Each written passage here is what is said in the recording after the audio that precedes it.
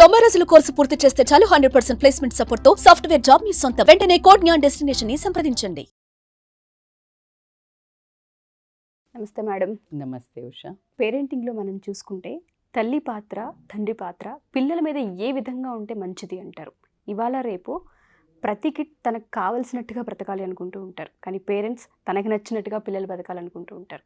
ఈ రెండింటి మధ్య ఇద్దరికీ కన్ఫ్యూజనే, ఇద్దరికీ మిస్కమ్యూనికేషన్. దీన్ని ఏ విధంగా ట్యాకిల్ చేయాలి అంటారు? దీన్ని అసలు ఏ విధంగా చెప్పొచ్చు? కరెక్ట్. ఏంటంటే మీరు అన్నది వండర్ఫుల్ థింగ్. ఎందుకంటే ఎవరికి వారే కరెక్ట్ అనుకుంటూ బ్రతుకుతున్నాము, భావనలోనే ఉంటాం. ఎవరికి వాళ్ళు మేము అనుభవిస్తున్నాము అని వీళ్ళు, మేము ఇలా చచ్చిపోతూ బ్రతుకుతున్నామని తల్లిదండ్రులు. సో రెండింటి మధ్యలో మనం ఒక టాపిక్ తీసుకుంటే, సో నేను ఈ మధ్య ఒక చిన్నదేదో ఇలా స్క్రాల్ చేస్తున్నప్పుడు నాకు ఒక టైటిల్ కనిపించింది, ప్రతి రోజు కొడుకు తండ్రిని చంపుతూనే ఉన్నాడు అని. భయం వేసింది, ప్రతిరోజు చంపడం ఏంటి అని చెప్పేసి సరే అని నొక్కి చదివితే అసలు రియల్లీ దాంట్లో నేను మాత్రం బాగా కనెక్ట్ అయ్యా. అది వాస్తవం. అయితే చంపుతూ ఉన్నాడు అనే వర్డ్కి ఏంటి అంటే ఎలా కనెక్ట్ అయ్యానంటే, రీచెక్ చేసుకోవాలి మనం తల్లిదండ్రులు. ఎప్పుడైతే ఈ రీచెక్ చేసుకున్నామో మనము నరకం అనుభవించడం బంద్ చేస్తామో అసలు పిల్లలకు జరిగే అన్యాయం ఏంటో కూడా అర్థమవుతుంది. ఇక్కడ పిల్లలను కనడము అనేది ఇది సృష్టి ధర్మం కూడా, ధర్మం. ఇది నీకు తెలీదు, పిల్లలే నిన్ను ఎంచుకున్నారు తల్లిదండ్రులుగా. నువ్వు ఒక పార్ట్ వాళ్ళని ఈ దునియాలోకి అంటే ఈ ప్రపంచంలోకి తీసుకురావడానికి నువ్వు ఒక సోర్స్. నువ్వు మొత్తం సర్వ హక్కులు పలానా ఇల్లు కొనుక్కున్నట్టు, పలానా ప్లాట్ కొనుక్కున్నట్టు, పలానా నీ సొంత జీవితాన్ని కొడుకు జీవితం కానీ కూతురు జీవితాన్ని కానీ నువ్వే మొత్తము పూర్తి అధికారం తీసుకోవాలనుకోవడము అవివేకము. ఖచ్చితంగా నీకు బాధ్యత ఎప్పుడు ఉంటుంది? చెడు తిరుగులు తిరుగుతున్నారు, చదువుకునే స్థాయిలో చిన్నప్పుడు వాళ్ళను ఒక తరహాగా పెంచటము, మంచి చెడు నేర్పించటము, అక్కడ వరకు నీ బాధ్యత. ఓకే. ఎలా అయితే చిన్నప్పుడు ఒక చెట్టును పెంచుతున్నప్పుడు నువ్వు ఖచ్చితంగా పైకి వెళ్తున్నప్పుడు ఖచ్చితంగా ఒక ఫెన్సింగ్ కట్టడము, దానికి ఒక సపోర్ట్ ఇవ్వడం. పైకి వెళ్ళిన తర్వాత ఆకాశానికి ఎత్తుతుంటే నువ్వు మళ్ళా దాన్ని కట్టి కిందికి రాళ్ళేస్తా అంటేట అది గ్రో అవుతుంది. ఇది నేచర్. నీ పిల్లలకు కూడా వాళ్ళు సహజంగా వాళ్ళు నేచురల్గా వాళ్ళ థాట్స్, వాళ్ళ కాన్షియస్ వేరు. వాళ్ళ కాన్షియస్తో వాళ్ళను బతకనివ్వటం అనేది ఇంపార్టెంట్. అయితే ఎందుకు బతకనివ్వడం అంటే పేరెంట్ దశ అనేది ఏంటంటే ఆగిపోతుంది. మన దశలో ఇక్కడికి వచ్చి ఒక ఎదుగుదల ఆగిపోతుంది. ఇప్పుడు మనం ఒక హైట్ ఒక ఎత్తుకు పెరిగిన తర్వాత మళ్ళీ పెరుగుతామా? అలాగే ఆలోచన విధానము, ఎడాప్షన్ విధానము ఆగిపోతుంది. ఇక్కడ వీళ్ళ కోరికలు ఏదైతే ఉన్నాయో అవన్నీ కూడా ఆగిపోతాయి, తీర్చుకోలేరు. మనసు సహకరించదు, వయసు సహకరించదు, టైం సహకరించదు, బుద్ధి సహకరించదు. పెరిగాం కదా, నాకు అన్నీ తెలుసు, ఇలాంటి దాంట్లో ఉంటారు. ఇప్పుడు నెక్స్ట్ అటాక్ చేయాల్సింది ఎవరు అంటే సొంతంగా మన సొంతం మనం అన్నట్టు మన పిల్లలే. వీళ్ళ మీద అధికారం మనకు ఉంటుంది. సో అప్పుడు ఏం చేస్తాము అంటే బేసికల్గా వీళ్ళది మాత్రం ఎదుగుతున్న దశలు 4 దశలు ఉంటాయి కదా. ఖచ్చితంగా చైల్డ్, యవ్వనంకి తీసుకోండి, తర్వాత వీళ్ళది అడల్ట్ తీసుకోండి, దాని తర్వాత ఒక పేరెంట్ దశ. ఇక్కడ దాకా వాళ్ళ గ్రోత్ మాత్రం ఇలా పరిగెడుతుంటుంది. ఇంక ఇప్పుడుదైతే చెప్పుకోక్కర్లేదు. అసలు ఎంత ఫాస్ట్ ఉన్నారంటే పిల్లలది, వాళ్ళది చాలా హైపర్ ఉన్నాయి. కానీ అలాగే కనుక్కుంటున్నారు కదా. అలాగే అసలు 10 ఏళ్ల పిల్లోడు 10 లక్షలు సంపాదించడం, చిన్న చిన్న వాళ్ళది చూడండి. ఆలోచనలు కానివ్వండి, క్రియేటివ్ నాలెడ్జ్ కూడా ఆ లెవెల్లో ఉంది. అయితే ఇలాంటి వాళ్ళు చాలామంది ఉంటారు. ఇలాంటి వాళ్ళని సహకరించకపోవడం వల్ల వాళ్ళు ఆ ఎదుగుదలకు లేకుండా పోతున్నారు. వాళ్ళ తల్లి తండ్రి వాళ్ళను వాళ్ళ చైతన్యానికి, వాళ్ళ కాన్షియస్కి వదిలేయటం వల్ల వాళ్ళ క్రియేట్ చేయగలిగారు. ఆ స్పేస్ ఇచ్చారు. ఫస్ట్ ఆ స్పేస్ ఇచ్చారు, అది వదిలేరు, వాళ్ళ డీల్ వదిలేరు.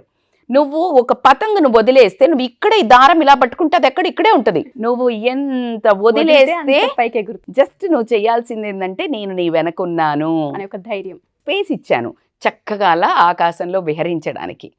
అప్పుడు నీ ఒక తృప్తి నా పతంగు చూడ ఎలా ఎదుగుతున్నది అనే దోవలో ఉండాలి. కానీ నేను చెప్పింది చెయ్యలేదు అని ఉండటం వల్ల ఈ పిల్లలకి ఏమవుతుందంటే ప్రతి దానికి ఆపుతాడు నా తండ్రి అనే ఉద్దేశంతో ఆ లోపల మానసికంగా, రియల్గాని కాదు మానసికంగా ప్రతిరోజు మనసులో తన తండ్రిని చంపుతూనే ఉంటాడు.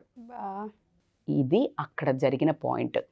ఇంకొకటి మీరు గమనిస్తే ఈ తల్లి తండ్రి పెంచేటప్పుడు ఒక చిన్న ఉదాహరణ అమ్మ, మనం చిన్నప్పుడు చూడండి, వాళ్ళని పిల్లల్ని పెంచేటప్పుడు ఎప్పుడు పడుకోబెడతావు, నువ్వు పడుకోవాలనుకున్నప్పుడు వాడిని కొట్టి కొట్టి జో చేసి ఇలా ఊపి అని ఊపి పడుకోబెడతావు. ఎందుకంటే నెక్స్ట్ నువ్వు పడుకోవాలి. అగ్రి. అవునా కాదా? నాకు తెలుసు నువ్వు ఎందుకు నవ్వుతున్నావు, బాగా కనెక్ట్ అయ్యి ఉంటావు ఈ పాయింట్కి. సో ఇది వాస్తవం. మేము ఒప్పుకోవాల్సి తప్పు లేదు. నేను అదే అంటున్నాను, ఇక్కడ వరకు పిల్లల్ని మనము వాళ్ళ స్వేచ్ఛ వేరు, చైతన్యాన్ని చంపడం వేరు. స్వేచ్ఛ వేరు, చైతన్యం వేరు. Be very clear. ఇప్పుడు మొత్తం పిల్లల్ని గాలి కొదిలేయమని చెప్పట్లా, వాళ్ళ ఒక కాన్షియస్నెస్కి వాల్యూ ఇవ్వండి, అది పాయింట్. సెకండ్, ఈయన ఎవరు, మన వెంకటరమణ గారు బుడుగు అని రాసేవాళ్ళు. దాంట్లో ఒక వండర్ఫుల్ లైన్స్ రాశారు ఆయన, ముల్లపూడి వెంకటరమణ గారు. ఏమనంటే, ప్రతి తల్లి పొద్దున్నే అంటే వాళ్ళు పని చేసుకునేటప్పుడు పిల్లల్ని పడుకోబెడతారు. ఖచ్చితంగా వాళ్ళు డీప్గా అంటే వాళ్ళు ఆడుకునే సమయంలో పడుకోబెడతారు. వాడు చక్కగా కేరింతలు కొట్టి స్నానం చేసి తీసుకురాగానే ఆడుతూ ఉంటే వాళ్ళు పడుకోబెడతారు. ఎందుకంటే వీళ్ళకి పని ఉంటుంది. దాని తర్వాత వాళ్ళు ఖచ్చితంగా డీప్ స్లీప్లో ఉన్నప్పుడు వీళ్ళ పని అయిపోయి మంచి ఎంటర్టైన్మెంట్ మోడ్లో ఉంటారు, వాడితో ఆడుకోవాలనిపిస్తుంది. సైకోల్లాగా లేపుతాం. ఇది కూడా నువ్వు చేస్తావని అర్థమైంది నీ నవ్వులో. అంటే మనకిష్టం మన పిల్లలతో టైం స్పెండ్ చేయటానికి.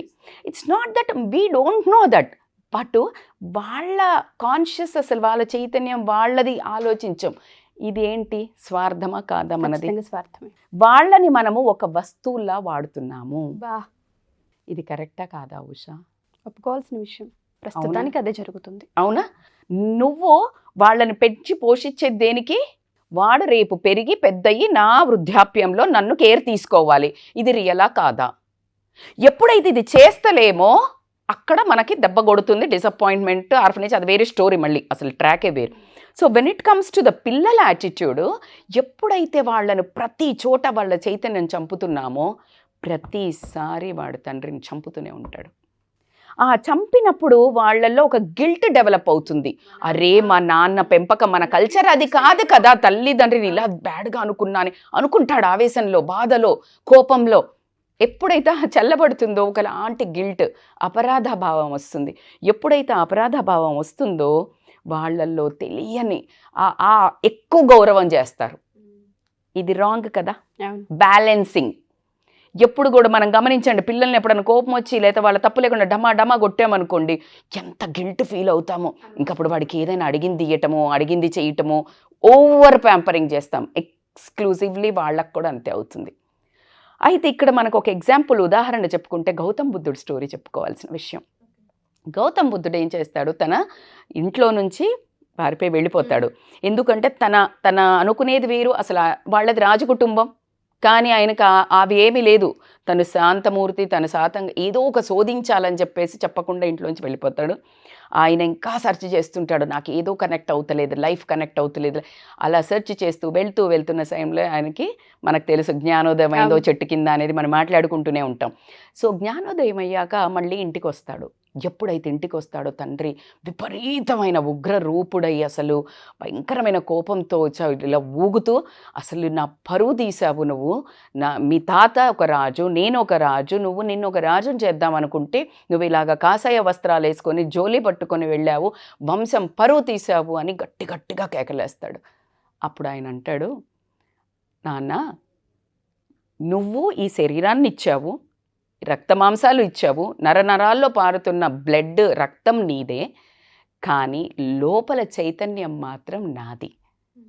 సో ఈ చైతన్యాన్ని నేను నాకు అనుకూలంగా నడపదలుచుకున్నాను, కానీ నాకు ఇలాంటి ఈ జీవితం మీద ఎటువంటి అనురక్తి లేదు అని చెప్తాడు.